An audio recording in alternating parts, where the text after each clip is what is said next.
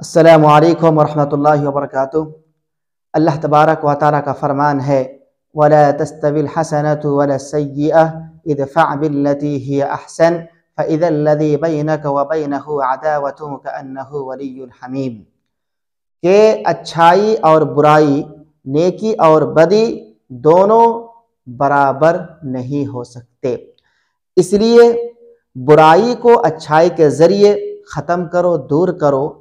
پھر وہی جس کے اور تمہارے درمیان سخت دشمنی ہے، عداوت ہے، دلی دوستی میں تبدیل ہو جائے گی۔ یعنی جب کوئی آپ کے ساتھ برائی کر کے آپ کی زندگی میں آگ لگانے کی کوشش کرے تو آپ بھلائی کے ذریعے اس آگ کو بجھائے، کیونکہ آگ کو